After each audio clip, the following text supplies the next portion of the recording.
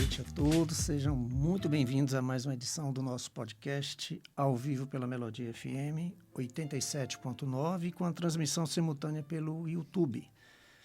Hoje temos a alegria de receber uma convidada muito especial, a doutora Andresa Vélez, eu acho que é Vélez ou Vélez, né? Médica hematologista, para uma conversa dedicada à conscientização sobre as doenças do sangue. Junho é marcado pela campanha Junho Laranja, um movimento que chama a atenção para a anemia e a leucemia. E aproveitamos também esse importante momento para ampliar o debate e abordar também o linfoma e principalmente o mieloma múltiplo, doenças que impactam milhares de brasileiros e que exigem diagnóstico precoce, acesso ao tratamento e informação de qualidade. O nosso objetivo é esclarecer dúvidas, combater mitos e levar conhecimento para pacientes, familiares, profissionais de saúde e toda a sociedade. Afinal, quando falamos sobre sinais de alerta e diagnóstico precoce, estamos falando de vidas que podem ser transformadas. Doutora Andresa, muito obrigado por ter aceito o meu convite. Seja muito bem-vinda. Olá, tudo bem? Boa noite. Eu fico extremamente honrada em poder participar dessa verdadeira aula, né? Que é levar para as pessoas informação. Eu acho que a gente, como profissional de saúde, você como programa de rádio, a gente tem que levar informação para as pessoas, né? Isso é importantíssimo. Muito obrigada pelo convite. Eu que agradeço, viu? Quem é a doutora Andresa? Bom, eu sou Andresa Vélez, eu sou médica hematologista daqui de Recife. Eu fiz residência de clínica médica, né, antes de hematologia, num serviço público aqui, Otávio de Freitas. E depois eu fiz hematologia no IMIP, que é um hospital aqui filantrópico. Depois comecei a trabalhar com hematologia, trabalhei no serviço público e hoje eu estou lotada no serviço privado. Eu trabalho na hematologia do Hospital Santa Joana Recife, Rede Américas, que é a unidade Rede Américas do Recife, né, dessa rede nacional, e trabalho com gestão hospitalar também, dentro desse mesmo hospital. Por que a senhora escolheu hematologia? Eu estou te falando, doutora, porque semana passada eu estava no hospital aqui e tive com alguns residentes e aí eu falei, você vai se especializar em quê? Aí um falou, vou pediatria, um ginecologia. E aí eu falei, pelo amor de Deus, faça hematologia. E eles falaram para mim, Deus me livre. Estuda muito, né? Deus só doido para ser hematologista. E por que a senhora escolheu a hematologia? É engraçada essa história, porque várias pessoas perguntam isso para hematologistas, porque é uma área que não está muito no dia a dia das pessoas, Sim, né? Como é. cardiologia, enfim. Eu falo que a hematologia me escolheu por vários motivos, né? Eu sempre gostei de estudar o conteúdo do sangue na época da faculdade, mas eu tive uma experiência pessoal com a doença. Eu tive um primo, quando eu ainda era estudante de medicina, que sofreu de uma LLA, uma leucemia linfóide aguda. E aí, nesse momento, eu ainda estava no ciclo básico, eu mergulhei na hematologia, né? Com aquela curiosidade que o estudante tem. Eu fui para dentro da enfermaria de hemato na época. Na época, ele ficou entre a hemato e a oncopediatria, né? Era no serviço público. E esse meu primo acabou falecendo de leucemia. Sim. Então, eu guardei isso comigo, ele tinha 18 anos. E aí, eu terminei a faculdade e fui fazer clínica médica. Gostando de hematologia ainda, procurando pacientes hematológicos quando estava em algum serviço de clínica médica, mas durante a residência de clínica, no serviço que eu fiz, a gente recebia muitos pacientes que na investigação clínica acabavam descobrindo mieloma múltiplo, porque era um hospital referência de ortopedia. Sim. Então, vinham muitos pacientes com fratura e que a via de diagnóstico, né, muitas vezes dos pacientes do SUS é por fratura, né, por fratura patológica. Sim. E aí, quando eles iam para a clínica médica para investigar, a gente ia estudando a árvore, né, da doença. E aí, ao longo da clínica médica, eu fui desenvolvendo aí essa paixão pela hematologia. Quando acabou a clínica médica, eu fiquei muito na dúvida se realmente eu queria essa especialidade, justamente pela dificuldade, né, do dia a dia, do acesso a tratamentos, de ser uma residência muito pesada do ponto de vista físico e mental. E aí, fiz prova para endocrinologia, que era outra área que eu gostava muito de estudar. Fiz a prova, fiquei na dúvida se colocava hemato ou endócrino, fiz a prova para endócrino e não passei. Aí, beleza, vou trabalhar. Um mês depois, sobraram vagas de hematologia no IMIP. E eles abriram a nova prova. Aí eu acho que é o destino querendo me dar um recado. E aí eu fui lá, fiz prova para hemato, passei em hemato e comecei a cursar. E durante o primeiro ano de residência, a residência foi extremamente desafiadora, né? Porque a gente sai de um ciclo clínico que é extremamente básico, né? Comparado com a complexidade do manejo de quimioterapia, de paciente extremamente grave. E aí, no final do primeiro ano da residência, começou o Covid. Então, o meu R2 de hematologia, ele teve uma outra carga, né? Que foi justamente a descoberta dessa doença nos pacientes oncohematológicos de complexidade muito alta. Então, foi um momento, assim, extremamente desafiador para mim e para todo mundo que estava comigo naquele momento. A gente refletiu como é que ia ser os pacientes hematológicos. E aí foi surgindo a vacina, e aí foi quando terminou o R2, né? Eu fiz 2 anos, depois eu não fiz transplante. Eu fui trabalhar num serviço aqui privado de hematologia, comecei a evoluir os pacientes clínicos, e aí tô aqui, 5 anos depois. Pois é, porque a hematologia ela é muito dinâmica, né, doutora? É muito dinâmica. Principalmente com relação pela minha experiência com o mieloma múltiplo, né? Você vê, ela está sempre inovando, sempre inovando. E então esses residentes sempre falam, Deus me livre. O hematologista é doido, estuda demais, eu já estudei demais e não vou querer estudar tanto, né? É por isso que é a carência, né, de hematologista no Brasil. A carência da especialidade, e assim, é engraçado porque essa dinamicidade dela eu acho que é uma das especialidades que mais mudaram em pouco tempo. Sim. A hematologia que eu estudei 5 anos atrás na residência, que nem faz tanto tempo assim, é completamente diferente da hematologia que eu pratico hoje no consultório. Acredito. Então, assim, mudou tudo. Sim. A gente não consegue dormir uma noite sem uma novidade na especialidade. Que bom, né? Porque ela é difícil, mas cada vez mais a gente tem mais instrumentos para tratar as pessoas, né? Que é o nosso principal objetivo. E qual a importância da hematologia na medicina? A hematologia, ela trata do principal órgão do corpo, né? Que é o sangue. Sem sangue a gente não faz nada, né? Então as pessoas às vezes falam, o que o hematologista faz? Eu fiz um hematologista mantém você vivo, porque sem sangue a gente não tem coração, a gente não tem hormônios, a gente não tem ossos. Eu acho que trazer essa especialidade para as pessoas entenderem o que a gente faz do ponto de vista de doenças benignas, mas também de doenças malignas, é fazer com que entender com que a saúde do sangue, na verdade, é a saúde do organismo como um todo, né? E como a gente está relacionado com todo o organismo. Então, risco cardiovascular associado às neoplasias mieloproliferativas crônicas, a relação com doença óssea do mieloma múltiplo, a complexidade das complicações do linfoma, né, que pode acometer qualquer parte do corpo. Então, assim, eu acho que a gente tá em tudo, né? Não é porque é a minha especialidade não, mas eu acho que é a mais importante. Nós vamos falar um pouquinho de tudo, né? Porque o trabalho nosso aqui, doutora, é divulgar. Eu acho que a divulgação, conhecimento, né, ajuda muito, chega até a salvar vidas. Então a intenção é essa. Então nunca é demais quando a gente pergunta, né? Quando a gente fala sobre o assunto relacionado à hematologia. Quais são as principais doenças que afetam o sangue? As principais doenças que afetam o sangue, na verdade, elas se dividem em 2 grupos, né? As doenças benignas do sangue, que são carreadas principalmente pelas anemias, e entre as anemias, a anemia ferropriva, que é a doença hematológica mais prevalente que existe no mundo, né? A gente fala aí quase 1/3 das mulheres do mundo são acometidas por anemia ferropriva, então a gente tem esse lado benigno, que trata principalmente as anemias de etiologias carenciais, como ferro B12, as coagulopatias, né, que são as hemofilias, e também as doenças trombóticas, né? Então a gente tem as tromboses de repetição, as trombofilias e todo esse espectro.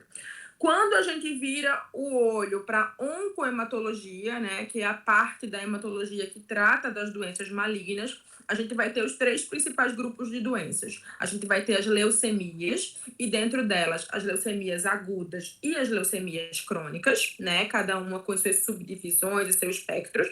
A gente tem os linfomas, que é um grupo enorme de doenças e extremamente heterogêneo, que se divide classicamente em 2 grupos grandes, os linfomas não Hodgkin e os linfomas Hodgkin, também, cada um com as suas subdivisões. E o mieloma múltiplo, né, que é uma entidade aparentemente única, mas na verdade faz parte do grande espectro das gamopatias monoclonais, que vai aí do mieloma, o POEMS, a macroglobulinemia de Waldenström, e tudo aí que está incluído nas doenças dos plasmócitos, né, que são as células que estão relacionadas diretamente com os nossos anticorpos, né, nossas células de defesa. E aí, dentro de cada subgrupo, eu vou ter 1 milhão de doenças com características específicas, formas de diagnosticar específicas e tratamentos também específicos. Entendi. O que caracteriza uma anemia e quando ela merece investigação mais aprofundada? Essa pergunta é ótima. Uma anemia nunca é normal. Toda anemia precisa de atenção. Muitas vezes as pessoas negligenciam a anemia por ser muito prevalente.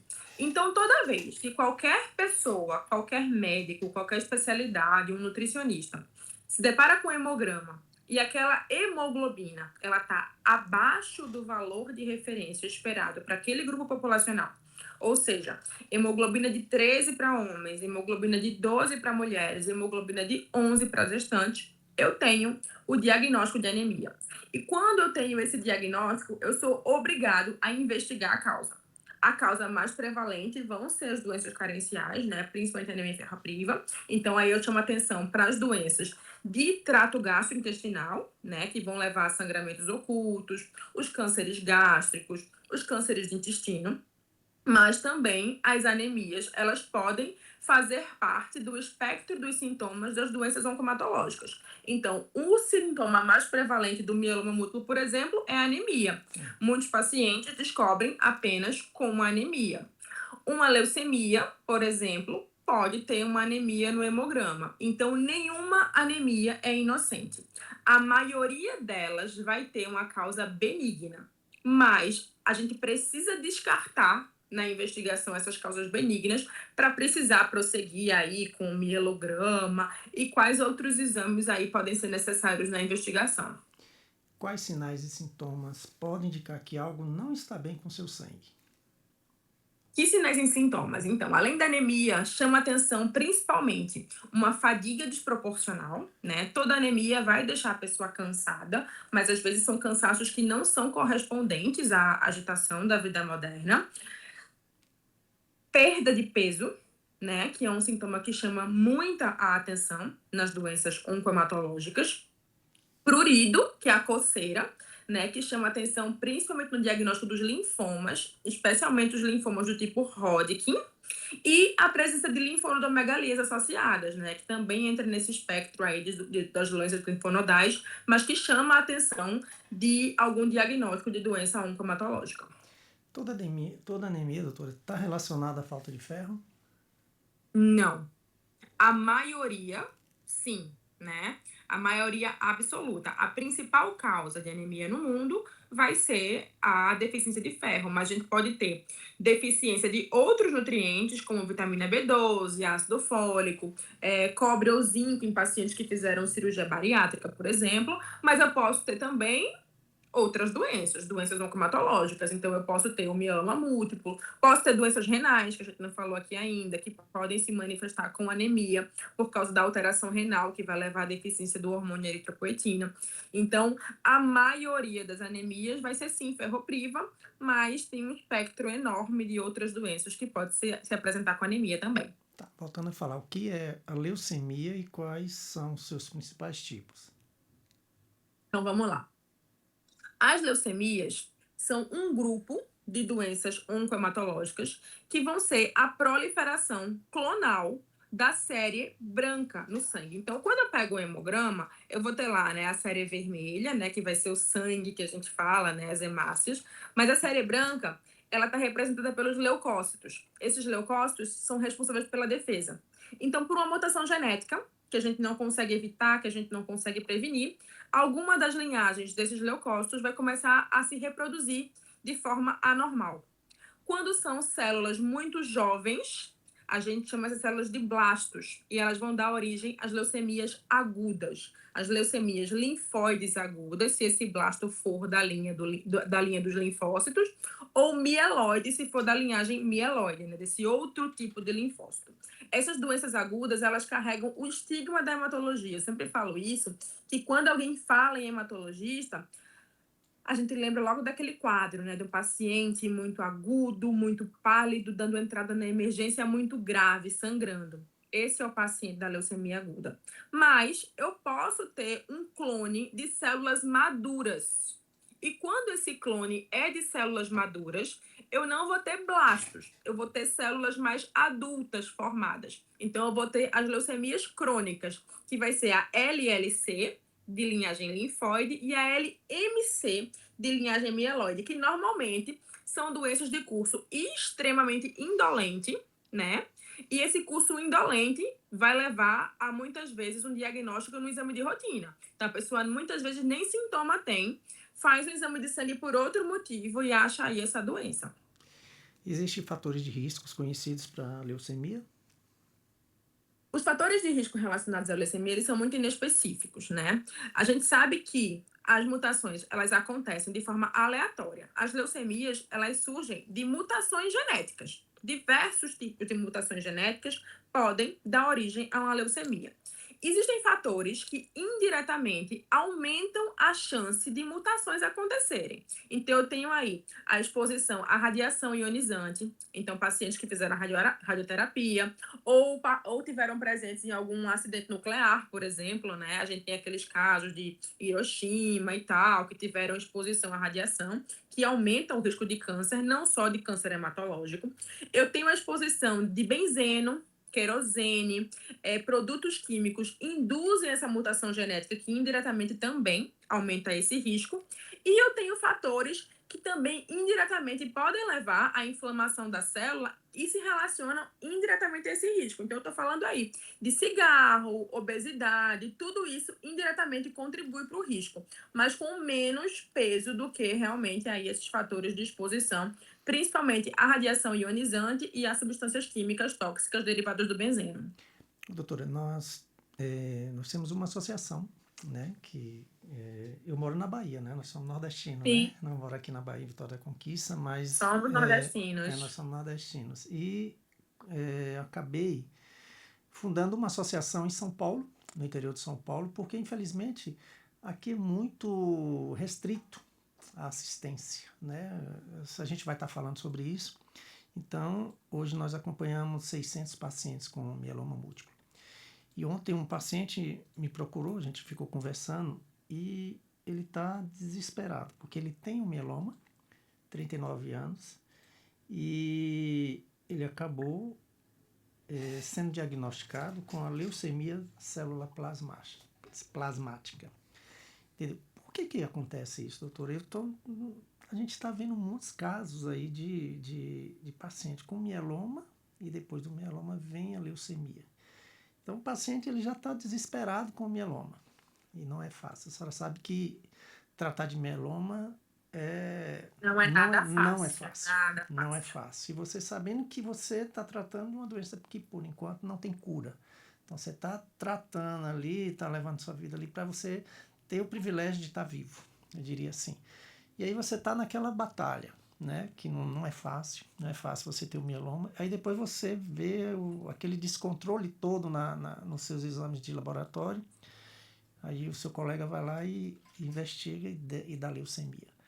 Por que acontece isso? A leucemia de células plasmáticas é justamente quando as células do mieloma, que são os plasmócitos clonais, né, eles leucemizam, ou seja, eles vão para a corrente sanguínea Sim. e provocam uma apresentação da doença muito mais agressiva. Porque o mieloma múltiplo, né, a proliferação clonal dos plasmócitos, ela está restrita à medula óssea, né, e vai ter as consequências indiretas nos órgãos-alvo, né? Então, eu vou ter anemia, doença renal, doença óssea, hipercalcemia. Quando eu leucemizo, essas células elas estão em tanta quantidade elas saem da medula óssea, elas vão para a corrente sanguínea e aí elas provocam ainda mais risco e ainda mais alteração. A doença, mieloma múltiplo, ela não é uma doença homogênea, né? Ela é extremamente heterogênea. Então, a mutação genética que pode levar uma pessoa a ter mieloma é diferente da mutação genética que pode ser de maior risco numa pessoa B que vai ter a doença. Então, quanto mais tempo sem tratar ou quanto mais agressiva é a mutação que gerou a doença, são fatores que estão aí relacionados ao risco de leucemia de células plasmáticas. É interessante isso que tu trouxe, porque, por exemplo, no SUS, a gente dá muito mais diagnóstico de leucemia de células plasmáticas do que no privado. Porque no SUS, a gente demora muito mais tempo para diagnosticar os pacientes. Então, a doença está lá, clonal, se proliferando por muito tempo, então ela tem um maior risco de chegar na corrente sanguínea e ter um comportamento muito mais agressivo do que o mieloma em si. No privado, né, por a gente conseguir diagnósticos às vezes um pouco mais rápidos, né, acesso aos exames de forma um pouco mais rápida e ao tratamento consequentemente, eu vejo menos casos. Quando eu vejo nesses cenários, normalmente está associado a mutações genéticas de pior prognóstico. Então, são diagnósticos tardios, né? São diagnósticos normalmente, na maioria dos casos, associados a atraso no diagnóstico. Eu vou te contar um problema que a gente tem deparado aqui na minha região, mas eu acredito que é no Brasil todo. Então, a gente tem trabalhado muito, focado muito no diagnóstico precoce. A gente sempre fala, você começa cedo, vai, investiga, vê os sintomas o seu corpo te avisa. Sim. Aí chegou um paciente que estava com anemia e eu solicitei para ele, faça uma eletroforese, e o eletroforese veio com problema lá na proteína monoclonal. Como eu não sou médico, é claro, eu não vou dar o diagnóstico. E eu falei, olha, você vai imediatamente procurar um hematologista. E aí ele chegou e voltou para mim, Jolísio, a rapidez no diagnóstico vai fazer toda uma diferença no tratamento. Eu falei, claro, experiência própria. Mas o hematologista que eu achei só tem vaga para daqui 4 meses. Complica, né, doutora? Complica demais. Em 4 meses, eu vou de uma doença praticamente assintomática, né? Porque eu tenho aquele limite da apresentação clínica, né? Muitas vezes essa anemia, que é o único fator que levou o paciente a diagnosticar a doença, vai levar a uma condição de tratamento muito melhor do que 4 meses depois, quando eu não tenho só anemia, quando eu tenho doença óssea, às vezes o paciente cai, fratura uma vértebra, então eu tenho mais uma rins lá também complicação. detonando. Eu tenho hipercalcemia, eu tenho disfunção renal, então tratar um paciente com mieloma múltiplo que tem disfunção renal é completamente diferente de tratar um paciente que só tem anemia, né? Isso vai mudar toda a jornada do paciente, né? Então essa demora, esse gap aí de 4 meses é um tempo que muda completamente o paciente que o hematologista vai tratar. Pois é. E isso é o tempo do acesso, né? Fora dos exames diagnósticos, Sim, né? Muitas vezes leva um ano. Da primeira consulta, né? que vai ser a primeira consulta. 4 meses para a primeira consulta. Então, no fritar dos ovos, a gente fica dando tiro no escuro, sabe? Infelizmente. A gente fica assim, mas não é culpa do médico. Aqui nós temos uma região, vou te dar uma radiografia mais ou menos da nossa região aqui. Nós temos uma cidade que tem 400 mil habitantes, uma cidade grande. 86 municípios depende daqui. Então vem gente de Minas, a gente está bem na divisa com Minas aqui. Então vem toda essa região, vem tudo para cá. Aqui nós temos 4 hematologistas. Nós temos, tipo assim, nós temos 5. Um tá afastado por problema de saúde. Então, na Unacom, aqui só tem 2. Então não dá conta. Entendeu? Não dá conta. Eu conheço, eu sou amigo deles, eles ficam assim desesperados, porque eles ficam limitados. Assim, eu falei, doutor Luiz, né? Ele é até o meu médico. Mandei ver um paciente de tal cidade aqui. Ele falou assim, João Luiz, não tem, porque tem que entrar pela regulação, aquela coisa toda. Aí o paciente fala, poxa, o que eu vou fazer agora? Né? Eu tô apto a iniciar o tratamento do mieloma em condições legais.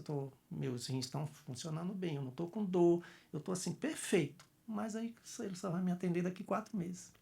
Então a gente faz esse trabalho de vamos, e aí a gente acaba dando tiro no escuro, entendeu? Por essas limitações, né? Isso me deixa uma tristeza, doutora.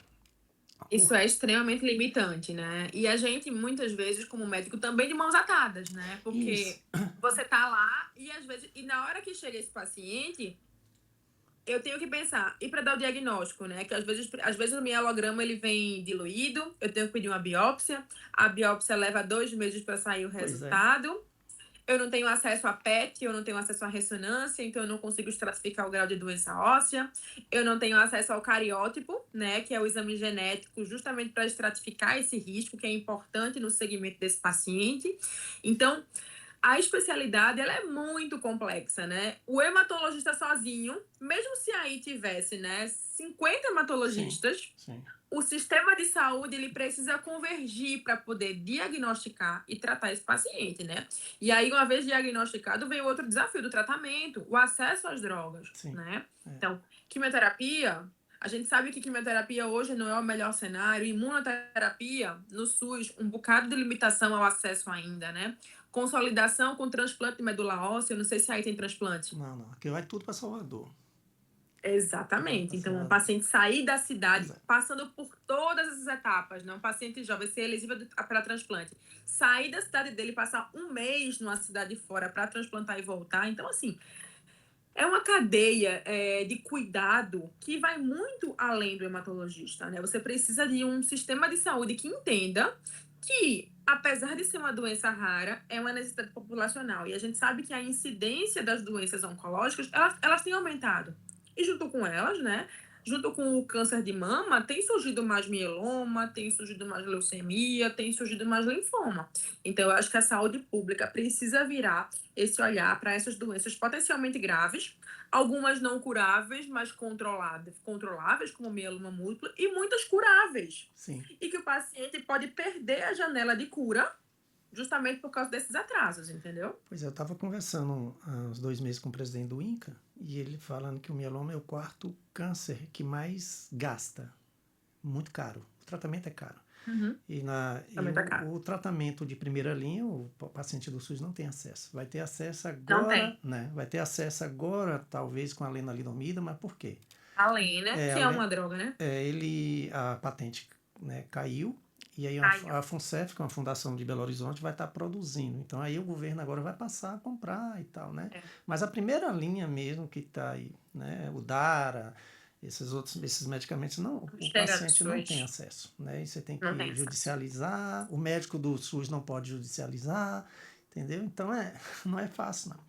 Vendo a realidade, não é fácil, não. Vendo a realidade, doutora, do Nordeste, quais são os principais desafios enfrentados pelos pacientes oncohematológicos no Nordeste para conseguir diagnóstico rápido e acesso ao tratamento especializado? Eu acho que o primeiro desafio é o acesso ao hematologista, né? O ponto inicial é o paciente estar numa unidade de saúde básica e ele é diagnosticado, né, com anemia e com um pico monoclonal, por exemplo, na eletroforese de proteínas. Nesse momento que o paciente vai ser encaminhado para o hematologista, eu tenho a primeira dificuldade, né? O primeiro estágio de dificuldade, é esse acesso.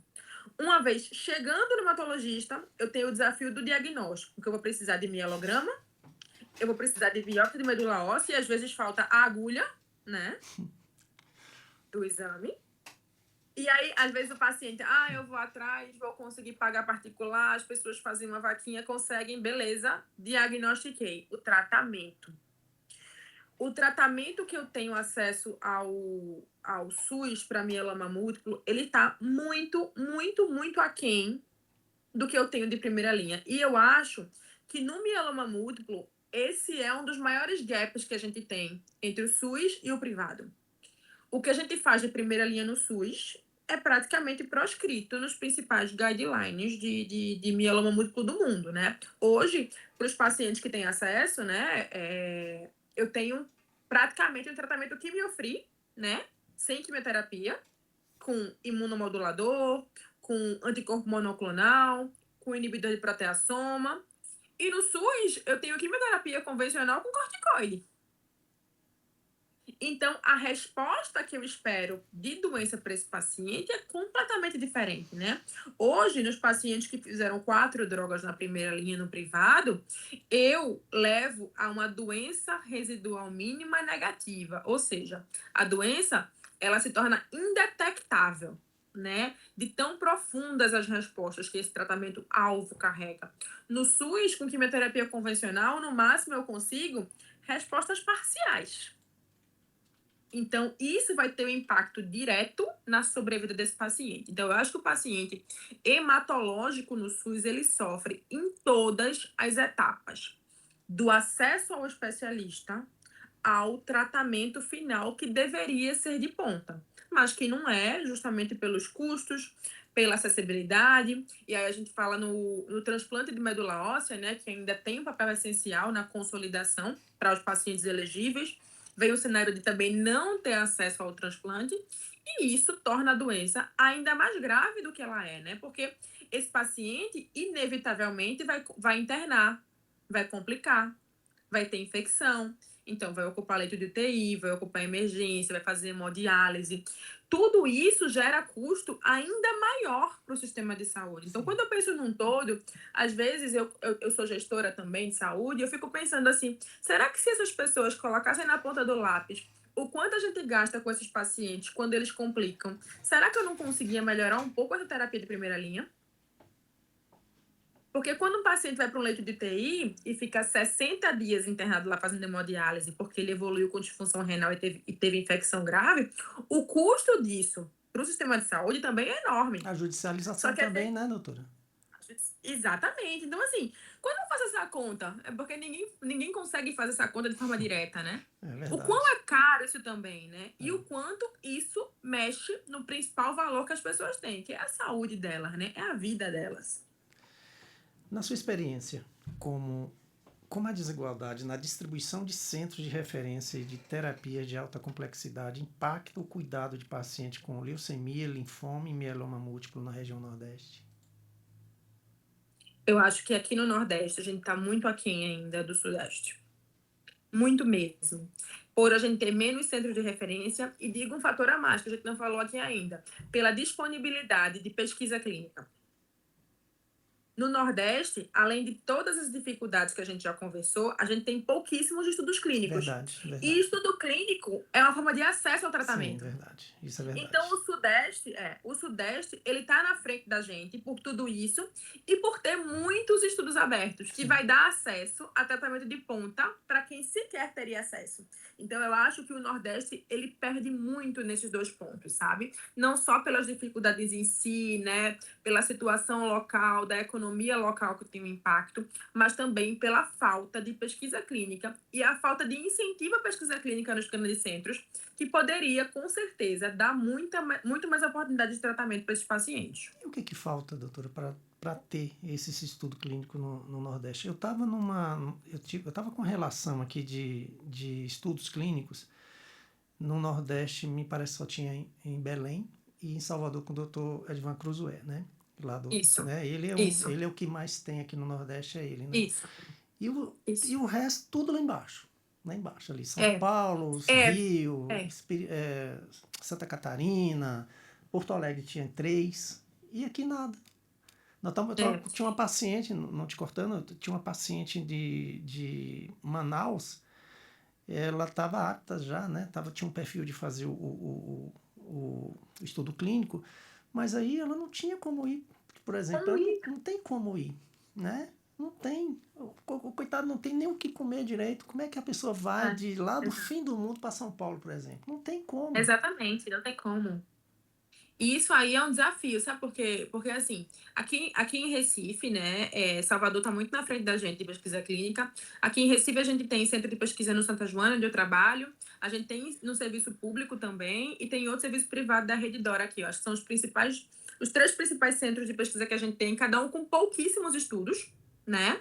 A gente vai começar um estudo para mieloma no ano que vem, para pacientes refratários, mas ainda com um número muito pequeno. Mas por que isso? Porque os nossos médicos, né, por estarem com tantas dificuldades, eles não conseguem demandar tempo para pesquisa clínica.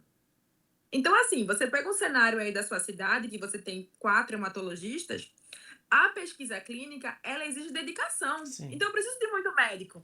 Então, Entendi. como é que ele vai dedicar tempo né? Então tem tudo isso, né? A gente precisa, além disso, né, de um centro capacitado, é uma série de etapas de aprovação para a gente poder ser um centro de referência para pesquisa clínica. Mas eu acho que o principal é que o médico do Nordeste, muitas vezes, especialmente, ainda mais, né, os que estão longe da capital, eles não têm tempo para se dedicar porque eles estão lá na ponta, né? Tentando mudar a vida da pessoa de uma por uma. Porque ele não tem acesso ao tratamento, porque ele não tem acesso ao diagnóstico. Você entendeu? Eu estou até com a relação aqui de estudo clínico. Olha, na Salvador, doutor Edivan. Depois Isso. você vai ter em Natal com a doutora Carolina Colasco, Sim. né? A única, são os dois únicos no Nordeste. Aí depois você vem aqui, ó, São Paulo, Niterói, Brasília, Aberto é. Curitiba, Aberto assim, é. ó. Você, aqui, a É. perder, você fica aqui muito, Porto Alegre, Rio, Goiânia, Barretos, Muito. Jaú, né? Jaú é nosso E quando principal. você, e quando você expande para as outras doenças hematológicas, aí que você vai ver como é discrepante. Pois é. Porque em todos os cenários não é só no mieloma, entendeu? Em todos os cenários a gente vê isso. Pô, e que medidas podem ser adotadas pelo poder público, pelos profissionais de saúde e pela sociedade para ampliar o acesso aos tratamentos oncohematológicos modernos e garantir um atendimento mais equitativo aos pacientes nordestinos? Pois é, essa resposta é difícil, né? Porque eu acho que primeiro a gente precisa ter a gente precisa de hematologistas muito engajados, muito que acreditam muito no que está fazendo, para que a gente pressione as secretarias de saúde, para que a gente pressione o governo, e a gente precisa de uma opinião pública que também vai brigar, né? Então a gente tem falado muito, né, nas redes sociais, das campanhas da Conitec, né, para a opinião pública ir lá opinar, para que as secretarias de saúde e os governos entendam que isso é importante, né? O hematologista sozinho também não consegue fazer o movimento suficiente porque a gente está brigando com um monte de doença, né? Com um monte de especialidade. Então, eu acho que precisa de uma revolução social, né, no bom sentido, para que as pessoas entendam que, mesmo no cenário de doenças que são mais raras, o olhar precisa se voltar para elas, porque a prevalência tem aumentado cada vez mais. E se hoje isso é um problema para o SUS, daqui a 5, 10, 15 anos vai ser um problema maior ainda. E essas distâncias entre diagnóstico e tratamento, elas vão aumentar cada vez mais, entendeu? Não é fácil não, né? Não, é É muito complicado, é difícil, é muito complicado. difícil, muito Eu difícil. convivo diariamente, doutora, com pacientes com mieloma e às vezes a gente fica limitado porque não tem como o que fazer com eles, né? Não tem como orientar, não tem como é que fala, acolher da melhor forma. Nós temos uma Exatamente. parceria, por isso que eu te falei que acabamos montando a associação lá em São Paulo para facilitar, que nós estamos numa cidade chamada Lins. Lins ela fica Sim. no meio de Jaú, Barretos, São José do Rio Preto, Marília, Bauru. Então é uma região que ela é referência no tratamento do câncer. É, E o é. nosso principal parceiro, que é o Hospital Amaral Carvalho, lá em Jaú, ela ajuda muito o nosso trabalho. Então ele acolhe, nós temos pacientes em estudo clínico lá, né? E são pacientes que vêm aqui do Nordeste e o Nordeste que às vezes não tem o apoio, a gente não tem o apoio do poder público, né? É porque a gente está tratando de doença de paciente pobre, a gente não está lidando com carnaval, com micareta, que aí, né, que isso aí que eles aqui gostam, infelizmente, é a realidade nossa. E são pacientes que estão realmente entregues, sabe? Eles não têm Abandonados, né? abandonados. São aqueles pacientes invisíveis que não sabem quando recebe um diagnóstico tardio de um mieloma. Você vai para um OBS da vida, recebe lá, infelizmente, um ortopedista que não conhece, né? Que não conhece a Não conhece o doença, mieloma, exatamente. passa um anti-inflamatório que não melhora. Então, você sabe que 7.600 pacientes são diagnosticados todo ano, sendo que 30% desses pacientes vêm descobrir que tem o mieloma depois de um ano. Agora, imagine o Exatamente. que o mieloma não fez com esse paciente. Quando eles não vêm a óbito, né? Imagina que o estrago que o mieloma faz para esse paciente. Exatamente. Um simples exame de eletroforese, que custa Já podia levar. Exatamente. R$ 10 no SUS. Né? Então, Exatamente. não é fácil, não é fácil. Então, a gente vê aqui primeiro, acho que é cultural, é uma questão cultural também, né? Porque até, doutora, a gente vê a diferença de uma sociedade voluntária, que quer ajudar, que quer Sim, contribuir, quer diminuir o sofrimento, não importa de onde ele seja. Se é do Nordeste, se é do Norte, tem muita gente do Norte lá, né, em Barretos, por exemplo. Então, eles querem aquela região ali, o pessoal tem uma cultura de ajudar. É sim, diferente da nossa aqui, entendeu? sim. E a gente sente isso, né? Eu fico triste, aí o pessoal fala, mas por que você colocou Mas uma é associação cultural. aqui? Eu falei, eu vou fazer o que lá? Aqui é muito burocrático, o pessoal não ajuda, infelizmente são pessoas que o câncer estão com câncer e o câncer não espera. Precisa, Exato. né, de um tratamento imediato, de um cuidado, de uma orientação, de um encaminhamento. Mas não é fácil. Então, a importância de você estar aqui nesse podcast é para a gente alertar de uma forma e mostrar para o resto do Brasil, para o pessoal que está nos acompanhando, que não é fácil você ser paciente e não é fácil você ser médico no Nordeste. Exato. Não é? Exatamente. Não é fácil. Exatamente. Não é Não é fácil. fácil para nenhum dos dois, né? Porque Exato. o médico, ah, você vê que os médicos, eles tentam fazer o máximo, mas ele tem as limitações, né? Aí, e a proporção que você vai subindo, doutora, vai piorando. Você vai para o Pará, você vê posto de saúde lá que não tem dipirona, não tem dexametasona, não tem nada. Né? Exatamente. Exatamente. Pacientes que viajam 100 quilômetros de barco, naquele barco que sabe? Que ali é uma facada. É uma facada que você está tudo ali, cheio de fraturas, e ali você vai. Aí E ele ele fala, lá, exato. ele chega e fala, não sei o que É é muito pior, eu não discrepante. sei o que é o pior. Você ficar aqui com Exatamente. a dor ou ir para lá, por exemplo, para Santarém, viagem 100 quilômetros de barco, chego lá, não tem medicação, não É. tem médico, não tem nada. Não é fácil, não. E aí vem a desilusão, né? Pois Se é. sentir realmente abandonado, de desistir de tratar, desistir de lutar. Porque a doença ela já é abstrata, né? Ela gera um sofrimento físico, mas ela é de interpretação abstrata. E aí o paciente ele se depara com tantas dificuldades na jornada que a motivação, né, vira uma luta muito, muito desproporcional, Muito, né? muito. Nossa, aí você tem que ter um emocional legal, como é que fica, É. né? Tem um paciente, doutora, aqui lá de Manaus, que lá não estava faltando tudo também, medicamento, enfim. Aí nós fizemos uma vaquinha e mandamos um dinheiro para ele. E aí 2 dias eu entrei em contato e falei, você conseguiu porque é mais fácil você mandar o dinheiro e ele comprar o remédio do que comprar aqui e levar, porque Sim, o frete é sim, muito caro, né? Aí sim. ele falou assim, Angelísio, eu posso te dizer o que aconteceu? Eu falei, diga, o dinheiro que você mandou eu comprei, eu fiz um mercado, porque eu tenho 4, 5 filhos aqui, eu tenho 5 filhos aqui, a geladeira estava vazia. Aí você me mandou o dinheiro, como é que eu vou comprar remédio e meus filhos aqui passando necessidade? Né? E aí nós tivemos que fazer outra vaquinha, eu falei, tá, tudo bem. E fomos lá e comprou mais medicamento. A realidade é essa.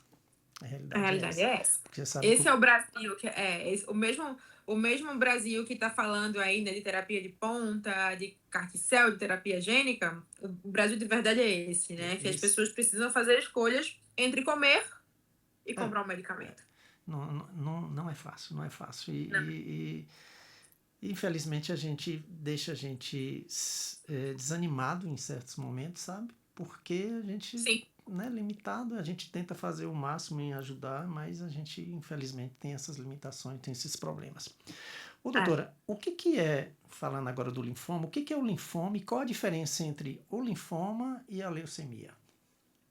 Tá. Leucemias e linfomas são grupos distintos de doenças, né? A leucemia, como a gente falou antes, né? Sim, É uma parada de maturação das células leucocitárias da série branca de defesa, que aí elas vão parar de amadurecer, gerar clones, né? Ocupar a medula e ir para o sangue periférico, gerar todos os sintomas da doença. O linfoma não. O linfoma, ele é uma doença na qual eu tenho a proliferação das células dentro de um linfonodo, né? De uma íngua.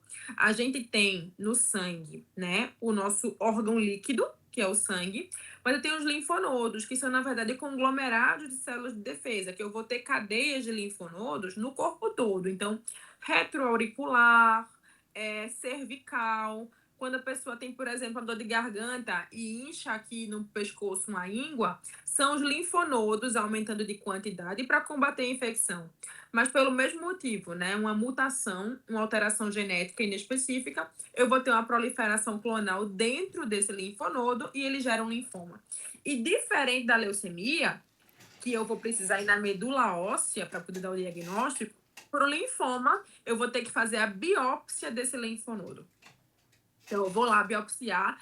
A analogia, né, fica mais fácil de compreender comparado com um tumor de doença sólida, né? Então, eu tenho um tumor, né? O paciente ele se apresenta com a massa tumoral, que é justamente esse linfonodo que eu biopsio, e é importante que essa biópsia seja do linfonodo todo, para que eu consiga preservar a arquitetura e na biópsia eu consiga dar o tipo histológico desse linfoma. E aí eu tenho milhares de tipos de linfomas, né? Eu vou ter linfomas do tipo não Hodgkin e dentro dos não Hodgkin eu vou ter uma série de tipos de linfomas. O mais comum deles é o linfoma difuso de grandes células B. E dentro dos linfomas de Hodgkin, a diferenciação de Hodgkin e não Hodgkin é pela presença de uma célula específica. Eu vou ter outros subtipos também, cada um com um tipo de tratamento, prognóstico, classificação de risco completamente diferente. Eu vou ter linfomas curáveis, né?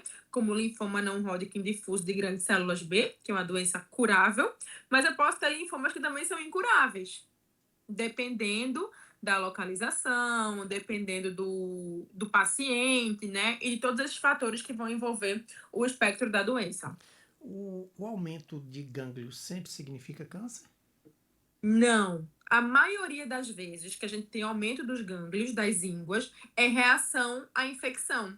Então, por exemplo, se a pessoa tem uma infecção de garganta, como eu falei, né? Ela pode ter um aumento dos linfonodos cervicais. Se a pessoa tiver, por exemplo, a mononucleose infecciosa, né, que é um tipo de acometimento pelo vírus do Epstein-Barr, ela pode ter aumento de linfonodos. Às vezes, por exemplo, até uma infecção urinária ou uma infecção do trato gastrointestinal pode provocar aumento dos linfonodos inguinais. E isso é reacional. Tuberculose pode provocar aumento de linfonodos também. HIV pode provocar aumento de linfonodos, mas essas são as causas infecciosas. Descartadas as causas infecciosas, eu vou investigar as causas hematológicas, que estão majoritariamente representadas pelos linfomas. Uma pergunta que eu sempre faço para os convidados hematológicos que vêm aqui, os médicos: o que é mieloma múltiplo?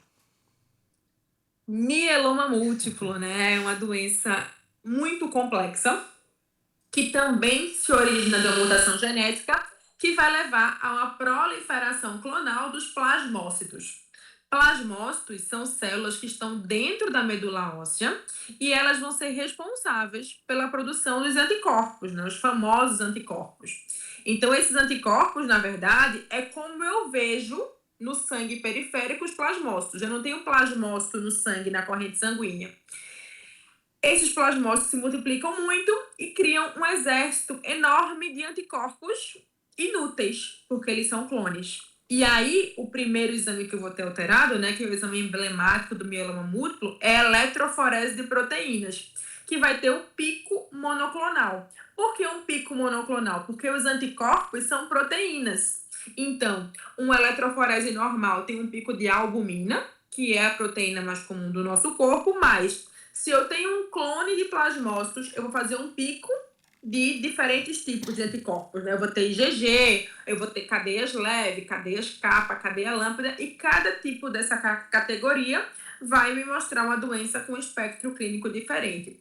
E aí, a inflamação sistêmica e as consequências do mieloma no organismo vai ser justamente, né, as famosas lesões de órgão-alvo, né, que vão ser os principais órgãos acometidos pela doença. Então, eu tenho doença nos ossos, eu tenho aumento do cálcio, eu tenho doença renal, eu tenho anemia, né, que vão ser as principais complicações do mieloma múltiplo com todas as suas heterogeneidades, né? Porque tem paciente que não vai ter doença renal nenhuma. Sim. Tem paciente que vai para hemodiálise. Sim. né? Eu tenho 49 fraturas na vértebra e coluna. Fraturas Doença múltiplas. óssea, né? Mas graças a Deus eu tive o diagnóstico cedo, né? E aí eu iniciei o tratamento cedo. Então eu sou muito, eu diria tive muita sorte, porque eu fui diagnosticado em março de 2022 e em outubro de 2022 eu já estava fazendo o transplante. Então foram Foi rápido, sete graças a meses, Deus. entendeu? Isso aí fez toda uma diferença. Toda Então, diferença, isso faz toda a diferença. fez. Então, a gente vê com experiência própria que realmente o diagnóstico precoce faz a diferença. Essas 49 fraturas, que são as fraturas líticas, né? Ela foi calcificada com o Zometa, né? Então, começou a melhorar, diminuiu muitas dores, diminuiu as dores e calcificou, né? Hoje eu tenho esses pinguinhos lá de lembrança, né? Lá na artéria. E um detalhe, doutora, que quando eu fui investigar, o médico que me atendeu me entregou as imagens, né, da tomografia e falou, eu não sei o que é isso não. Falou bem assim. Eu não sei o que é isso. Então eu falei, então, se ele não sabe, imagine eu, né? Então eu peguei os exames e fui direto para o oncologista. Foi minha sorte também. E aí, graças a Deus, deu tudo certinho. Ô, doutora, por que o mieloma múltiplo, pela sua experiência aí em Recife, ainda é pouco conhecido pela população? Porque é uma doença rara, né? Conceitualmente, entre os cânceres, ela é um dos mais comuns, mas ela ainda é rara para a população e ela é muito abstrata. Porque a doença, no paciente, ela se manifesta de forma indireta. Quando eu falo em câncer, as pessoas pensam no tumor, né? As pessoas pensam numa massa. E o mieloma múltiplo, apesar de em situações específicas poder apresentar uma massa, né, o plasmocitoma, que é o tumor dos plasmócitos, esse tipo de apresentação é mais raro. Então, o paciente com mieloma múltiplo, na verdade, ele doente, ele está com doença nos rins, ele está com fratura óssea. Então, é uma doença de interpretação abstrata pelas pessoas. E isso é um fator que atrasa ainda mais o diagnóstico, porque às vezes o paciente transita por várias especialidades até chegar no hematologista. Fica com o geriatra, porque acha que aquela anemia é a anemia do idoso. Fica com o nefrologista, que às vezes acha que aquela disfunção renal é porque o paciente já tem pressão alta, já tem diabetes. Então, o fato da manifestação clínica da doença ser totalmente baseada em manifestações em outros órgãos torna ela de muito difícil interpretação pelas pessoas. Trata a queixa e não a causa, né? Exatamente. Né? Não é fácil, não. Ô, doutora, dos três cânceres, a linfoma, a leucemia e mieloma, qual o mais complexo para se tratar? Eu acho que eu não consigo dizer um só, mas eu acho que a gente tem a leucemia mieloide aguda, que tem uma complexidade muito grande de tratamento, e o mieloma múltiplo, são as doenças mais complexas do ponto de vista molecular. Elas têm apresentações clínicas muito diferentes, né? A leucemia mieloide aguda é uma doença muito, muito aguda, como o nome já diz, né? Que muitas vezes leva o paciente a tratamentos com necessidade de internamento no começo. O mieloma múltiplo não. Muitas vezes ele começa mais indolente, mas em termos de complexidade, de diagnóstico, de tratamento, eu acho que elas são as doenças mais complexas que a gente tem. Existe prevenção para leucemia, linfoma e mieloma múltiplo? Não. Gostaríamos, né, de falar, por isso que a gente fala em diagnóstico precoce, né? Mas não há, os pacientes perguntam, né, por que eu tive essa doença? Eu sempre e não há, eu sempre me pergunto, né? No fundo, no é uma loteria. Droga, né? Infelizmente. Uma loteria completa. Não há fatores. A gente não sabe por qual motivo, né, qual foi o gatilho que levou à mutação mãe que gerou esse exército de clones que levou à doença.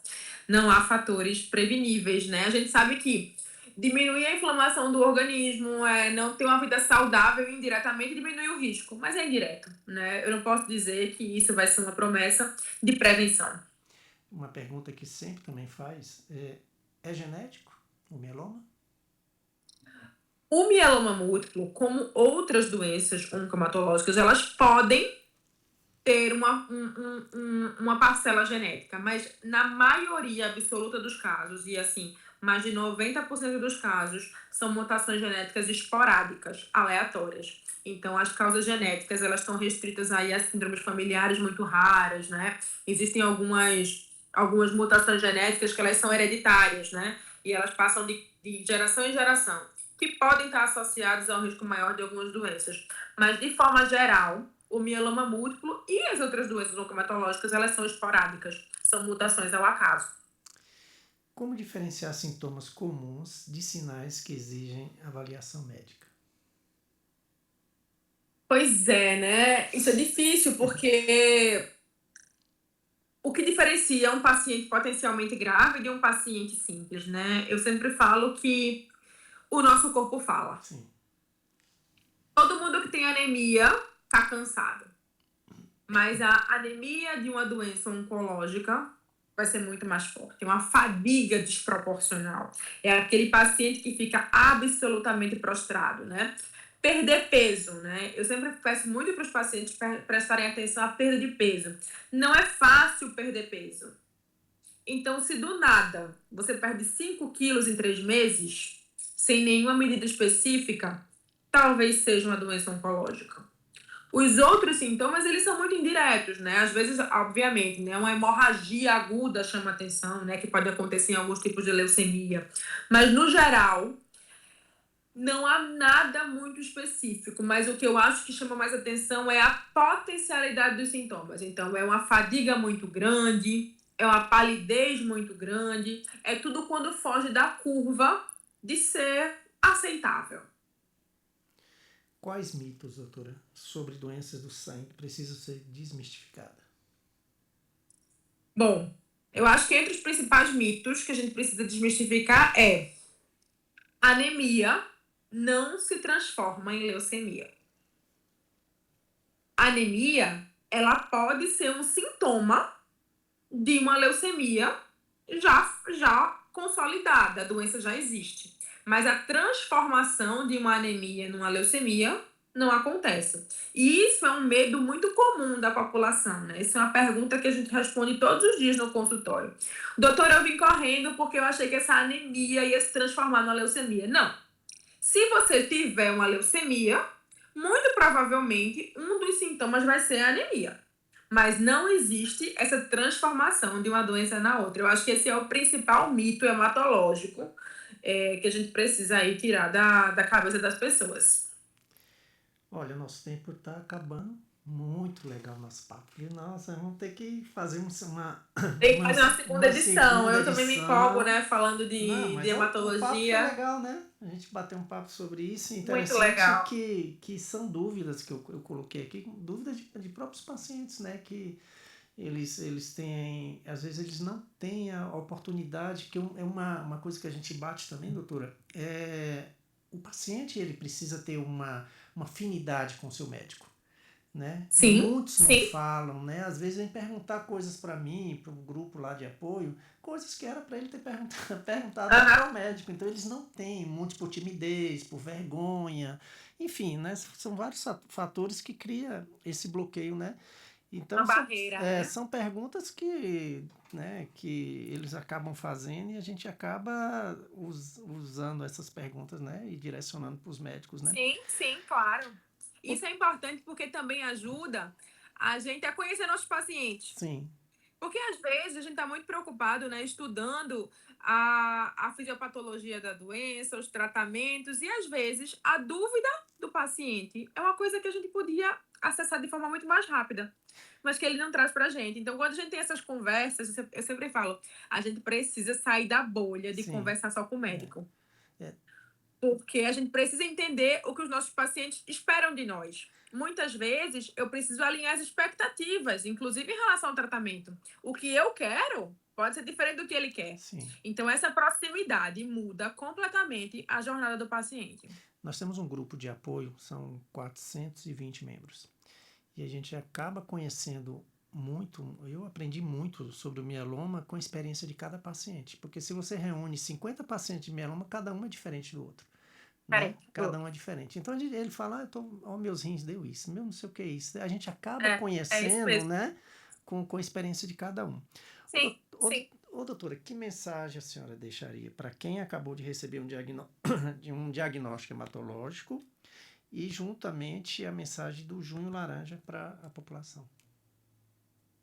Eu acho que a principal mensagem que eu queria levar para os pacientes que acabaram de receber um diagnóstico de uma doença oncomatológica é que tenham fé, informem-se em fontes adequadas e confiem no seu médico. Muitas vezes, né, o acesso à informação hoje é muito fácil, mas ele leva muito ao pânico desnecessário. Então, você precisa ter um canal seguro de informação. Se ele for seu médico, é o melhor dos cenários. Mas se não for, que seja um grupo confiável. Que você não vá beber na fonte da internet, né? Coisas que muitas vezes são informações falsas, são experiências que não condizem com a realidade e que, na verdade, não trazem solução, né? A gente precisa ter muita força para poder encarar o tratamento, né? Muitas vezes incurável, né? Mas que precisa de controle. E o paciente, ele precisa ser o principal agente dessa cura. Então, trazer ele para o centro da decisão do tratamento, eu acho que é a principal mensagem para o paciente se colocar nesse lugar e o médico também colocar o paciente nessa posição. Doutora, muito obrigado. Nosso tempo já acabou, já está ali para a hora do Brasil já. Muito Obrigada a você obrigado, pela viu? oportunidade. E a gente vai marcar uma segunda parte, tá? O Com nosso papo foi certeza. muito bom. Deus te abençoe, viu? Um grande abraço e nós estamos aqui também à disposição no que precisar, tá bom? Muito obrigada pelo convite, viu? Estou muito feliz com essa conversa. Tá bom. Conte comigo. Tá, um Tchau, abraço, tchau. viu? Tchau, tchau. Tchau.